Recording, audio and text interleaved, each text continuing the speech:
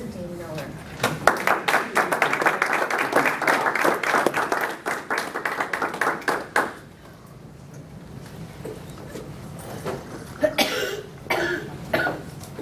This is kind of unusual. I had another speech ready, and I practiced it, and last night I watched the ESPY. It's a national sports award, the top woman, top man, and all that. And I watched that, and when I got through watching that, I said, I got to told my jury, I said, I've got to, I'm not coming to bed for a while because I've got to rewrite my speech. I said, this is news now, and I want these people to know what the background is. So you're never too old to be shocked. When you get to be in your late 80s, first of all, you feel that you've done most of it, but you're sure that you've seen it all. But this is, with my speech today, this is something that I had never encountered in my lifetime.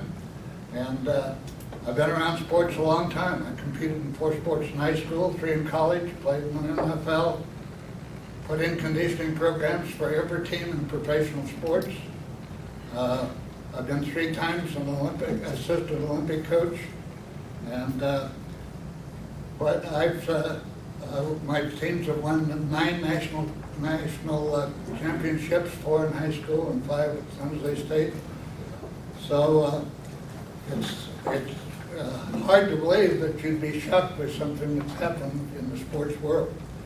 But a few months ago, I saw where an athlete that I coached and recruited, named Bruce Jenner, and he was in the news. In fact, he was on the cover of a magazine. But the only thing that should have been in an Olympic outfit, well, he was in an evening dress.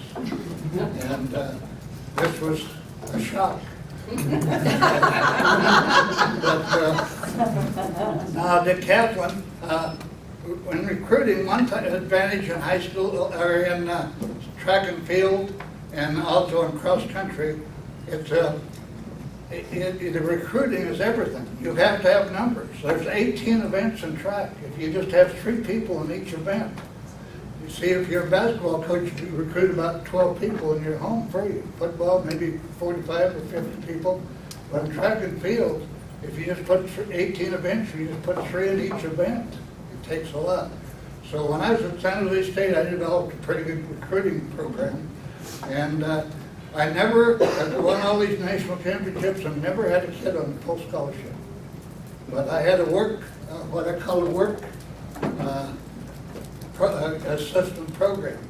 And so athletes that were on my teams actually helped me with the recruiting. But what we did, we took about maybe 40 or 50 newspapers. And every day they'd go through the sports page and they'd look at track and field. And then we had different levels that they reach. Now, they read this, and the kid runs a 100-yard dash, and when he gets to a certain level, we put him down. But as he progresses, then different things happen. Now, when he first goes into the system, we send him a letter. And then as he continues to progress, the next thing we do is give him a call. And then the next, if he progresses, next we invite him and his family to go to campus. And if they can't come, I'm going to be on my way to visit that.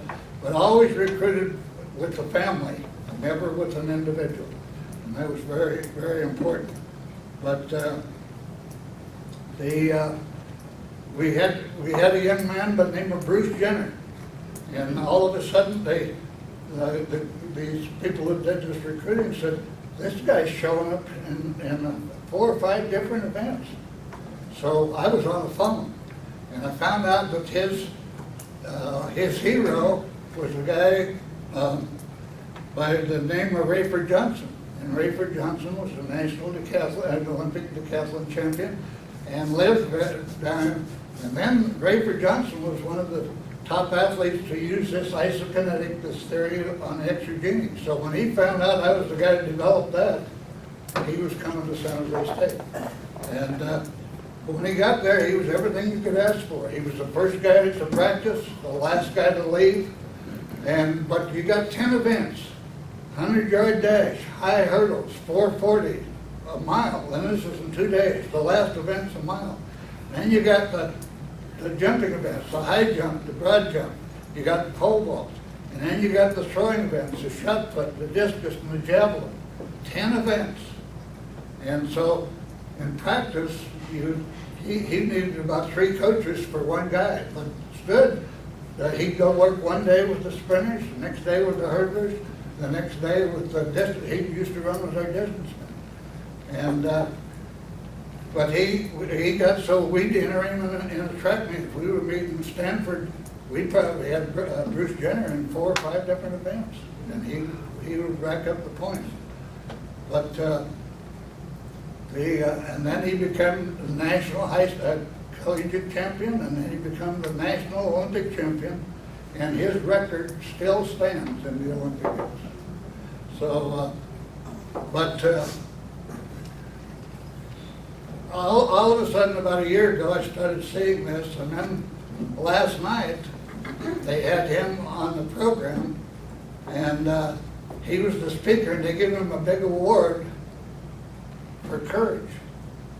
But he had come out and admitted that he said that he was a man, a woman that was imprisoned in a man's body. Now, the only thing I can tell you, there must have been some male hormones in there someplace, because he was married 3 times to very beautiful and very, very rich women. In fact, one of his wives was from the Kardashian, one of the Kardashian ladies.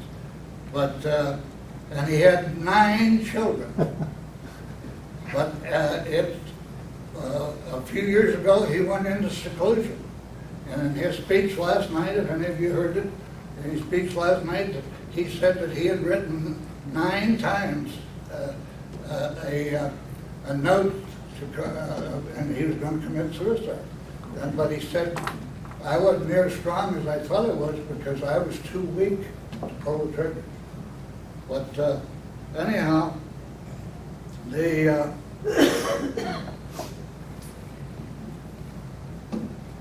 you never know. A book, by looking at a book's cover, you never know what's inside. To me, Bruce Jenner will always be one of the greatest athletes of all time. I'm concerned about the publicity that he's getting, and I guess maybe they give him a courage award, and it would take a lot of guts to do what he did last night. Thank you.